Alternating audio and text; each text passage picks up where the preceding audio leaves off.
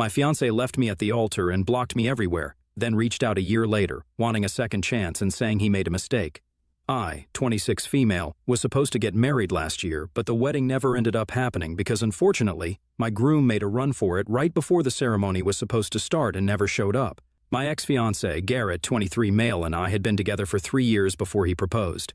We met through friends and got along very well. The first time we met happened to be at a party hosted by one of our mutual friends. We discovered that we had a lot in common and ended up talking the entire evening, after which he asked me out. I said yes, and we went out on a couple of dates and realized that we really liked each other. Within 3 months, we were officially in a relationship and everything was going great. 6 months in, we had introduced each other to our families, and a year later, we moved in together. We were in love, and I couldn't imagine anyone better for me than him. I was convinced that he was my soulmate, and everything was blissful for the 3 years that we were together. We did have occasional fights, but we would always make up, and it would never be too serious, so we had nothing to worry about. Our friends and family constantly commented on how great our relationship was, and I believed it because, honestly, we probably had the healthiest relationship ever. Anytime we had a problem or an issue, we would just talk to each other and sort it out. That was a promise that we had made to each other, that we would always talk things through and never give up on each other. So, when he decided to propose over a year ago, I said yes. Everybody had their eyes on us since it was a public event that he had organized for the proposal. But later on, when we were on our own, I decided to talk to him.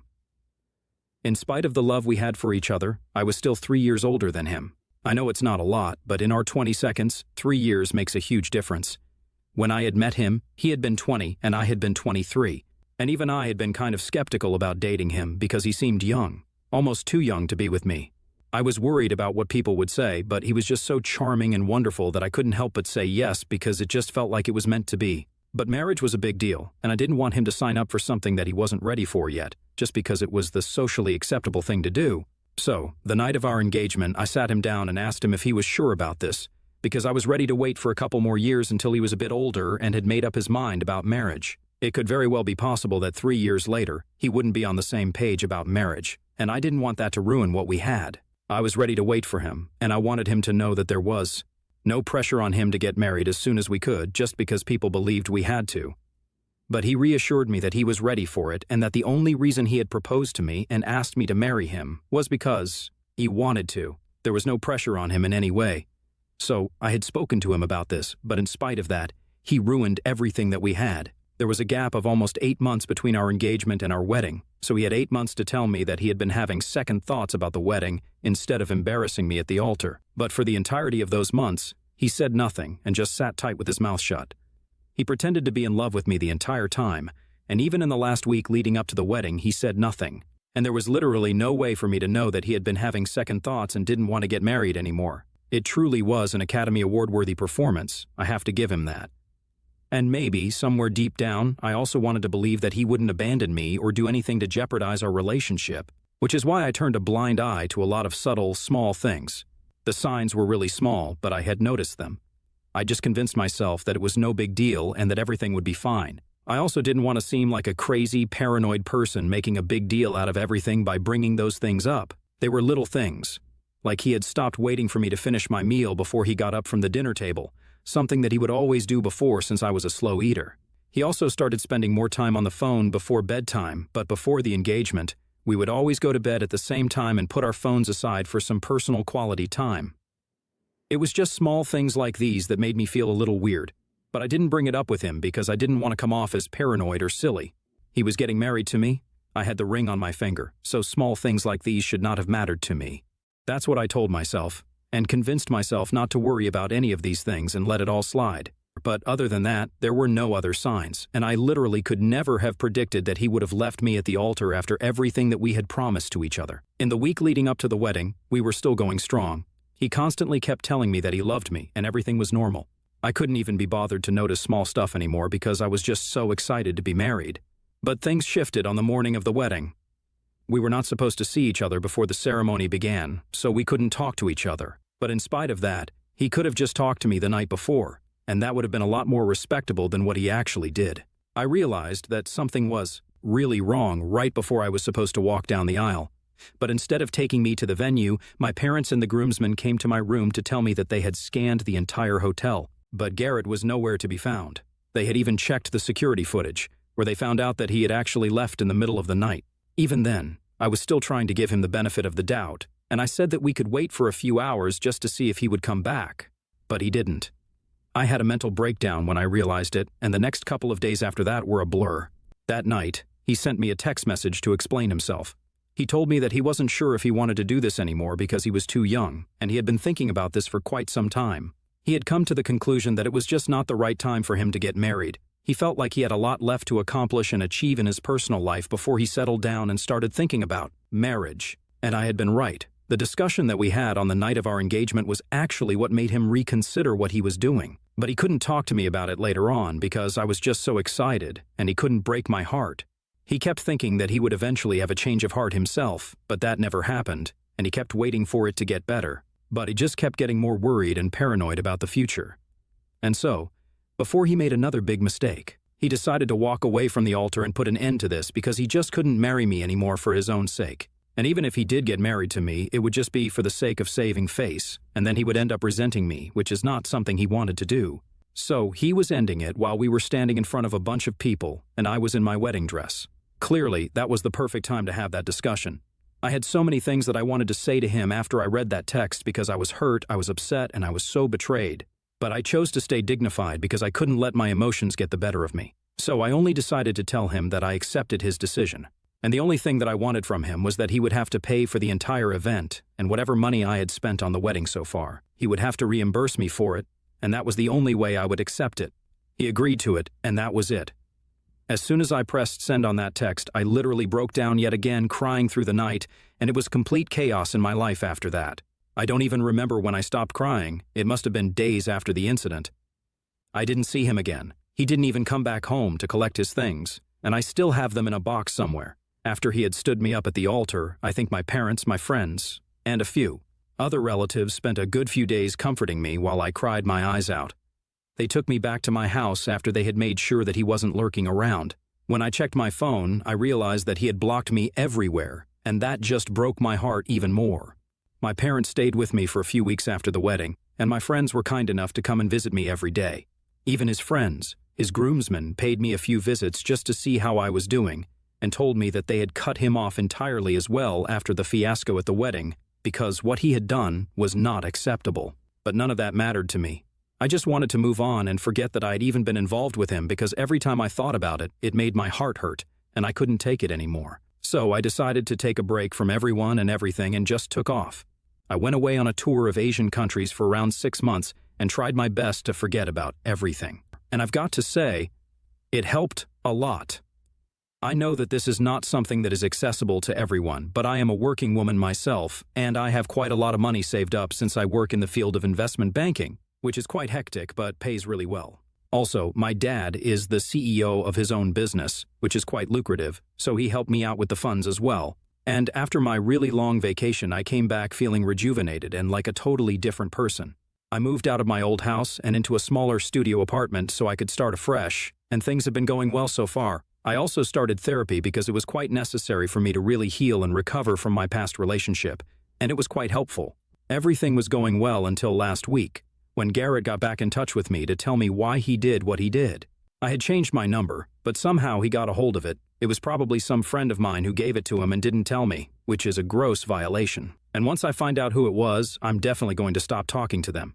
But coming back to this, Garrett reached out to me and texted me after almost a year since the day of our wedding that never took place. He sent me a text which said nothing but hello, and it was from an unknown number. So of course I responded, asking who it was. And then he launched into his story and sent me a really long text about how sorry he was and how much he wanted to patch things up with me. He told me that the things he had said before he walked away were all true, and he had actually been getting cold feet in the months leading up to the wedding because he felt like everything was happening too fast and he just wanted some more time. But now, almost a year had passed, and he was doing much better career-wise since he had received a promotion and was in a much better position now. So now he felt he had accomplished something, and being married was not the only thing that was going to define him. He told me that he had thought about it for a long time and he had come to the conclusion that he had seriously screwed our relationship up and I didn't deserve it. He told me that he would like to give us a second chance and was ready to get married to me now if I was still willing to accept it and take him back the way he is. It was just a bunch of baloney about how he was sorry and hadn't stopped thinking about me ever since he left. If that was really true, he would have at least tried to contact me once, but he didn't. He kept talking about how he was a different man now, but if that was the case, then he still wouldn't be yapping on about himself and completely ignoring what he had put me through a year ago.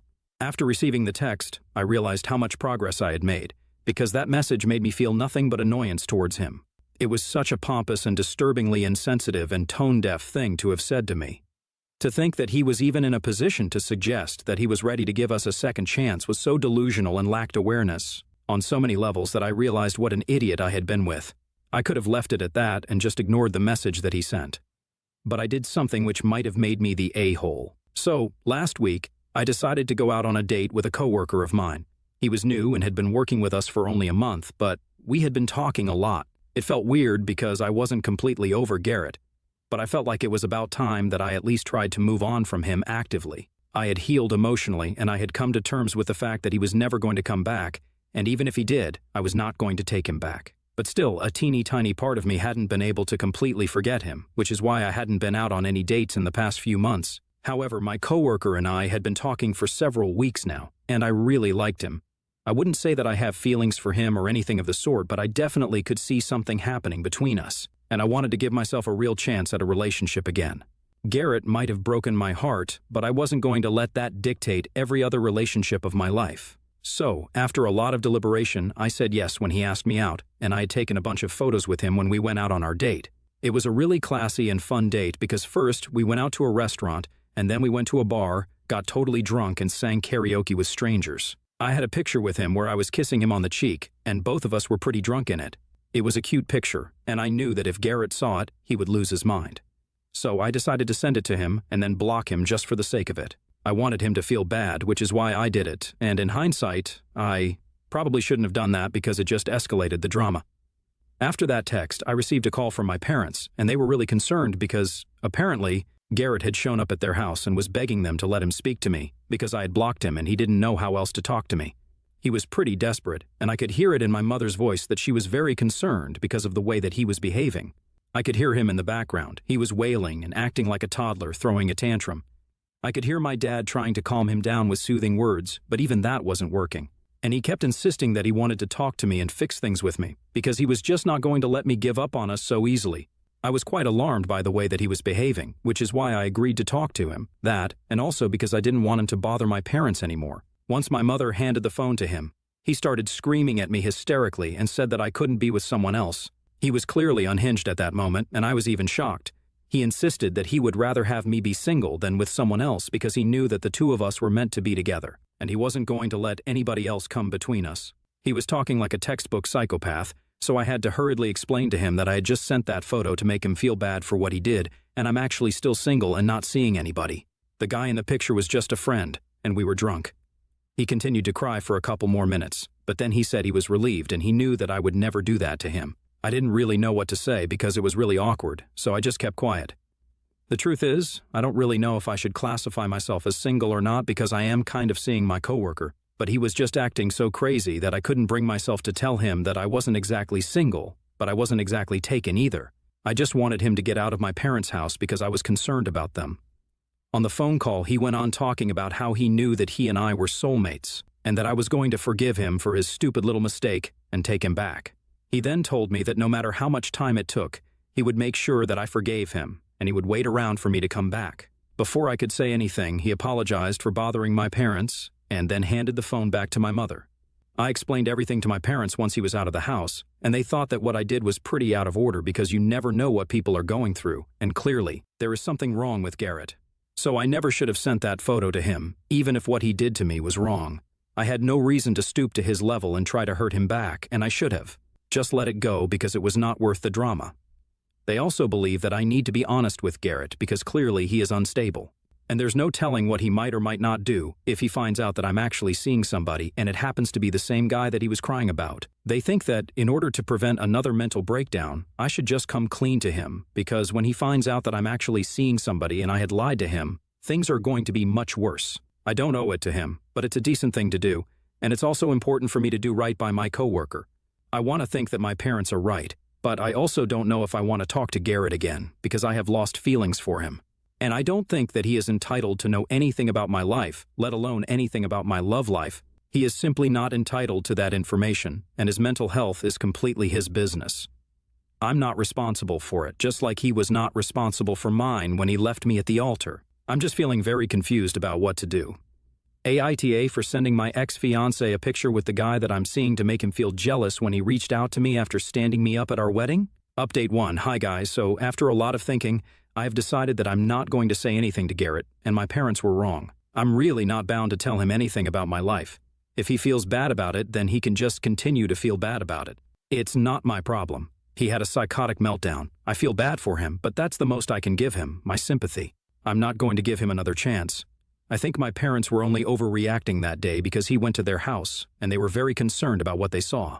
It's obviously more difficult not to feel bad for somebody when you witness their mental breakdown firsthand, and that kind of explains why my parents were so kind to him, because they couldn't help it. We are good people, after all. However, let me just reiterate this once again. It is simply not my problem. It's just been one day since I put up my original post, and your response has already been so overwhelming that I have come to the conclusion already, and I know what to do. I was just questioning myself for no reason. He was the man who left me at the altar, and that should have led to a much bigger mental breakdown than it did. But he didn't look back to check on me and see if I was doing fine. Instead, he actually blocked me everywhere and pretended that I never existed. So, why should I do anything different for him? I'm glad that I did what I did. I could have been less petty, but that wouldn't have been as much fun. And anyway, Garrett has a better career by now, so I think he should just focus on that instead of trying to get back with me and doing something that is just not possible anymore. Update 2. So I told my parents about my decision to not talk to Garrett and keep him blocked. They were a bit resistant at first and said that I shouldn't do that because that would probably lead to another breakdown if he finally found out about my relationship. I told them that was his problem entirely and I was not responsible for it. I explained everything to them calmly and they seemed to understand. They told me that the only reason they were worried was because they didn't want something like that on my conscience, because it takes a lot away from a person when they realize that they're behind somebody else's depression. And they are right, but that doesn't mean I'm going to go out of my way to be nice to somebody and think about somebody who literally left me before my wedding and had no qualms about walking away from our relationship. That is not the kind of guy that I care about, and I am simply done with Garrett. I want nothing to do with him anymore. Update 3. Hey guys, so it's been 2 months since Garrett first reached out to me, and since then, he has tried several times to get back to me. He tried texting me from different numbers, emailing me, but I just ignored all of it. He even started talking to our friends again and begging them to put me in touch with him, just like he had done with my parents, but they refused. Nobody had any sympathy to spare for him after what he had done, and I, for one, am glad about it. He also tried to go back to my parents' place, but they nipped it in the bud this time and told him that if he bothered them again, then they would call the cops on him, and that scared him enough to leave. He kept trying to reach me somehow, but I had made myself completely inaccessible to him, so he gave up trying around a week ago. I also learned from a couple of my friends that he had been lying about doing better career-wise and that he had actually started a business of his own, which was flopping really badly, so that explains the breakdown that he had. Clearly, he was finding it very difficult to deal with his own failures and confront them, so he thought that coming back to me would give him a sense of accomplishment or whatever. I don't really know how stupid people think, so I don't understand the psychology behind it. But I am guessing that his business failing is probably one of the reasons why he had that breakdown at my parents' place and was acting so psycho. Anyway, that's none of my business anymore, and that's his problem to deal with. My coworker and I are still seeing each other, and for those of you who are asking, yes, he is aware of my past, and he asked me out in spite of that. He knew that I had been dumped at my wedding just a year ago, and that I hadn't entirely moved on from it. But he still wants to be with me, so we'll just see where this goes. We are taking it slow and steady right now, but I really like him, and I think he likes me too. Some people might say that it's way too soon to tell or be sure of anything, but I took my time with Garrett, and that turned out to be the wrong decision. So if I have learned anything from that experience, it is that time means nothing. If somebody has great energy and you like them, you should just go for it without thinking about what other people might say. Garrett and I were perfect on paper, and look how that turned out. So, a lot of you guys mentioned that it was too soon for me to actually like somebody because it's just been a year since Garrett and I broke up, but I don't really care. I'm going to go with what my gut says this time and see how it works out. Update 4. Hey folks, I can't believe I'm back after almost 4 years and with such great news, but first things first. In my last update, almost 4 years ago, I mentioned that Garrett had given up trying to contact me. About 2 years later, when he found out that I was in a relationship with my coworker, he had another breakdown, and he actually showed up at my house in the middle of the night in a drunken scene. which woke up all the neighbors. And when I tried to tell him to leave, he threw a beer bottle at me, but I dodged it and he cursed me out.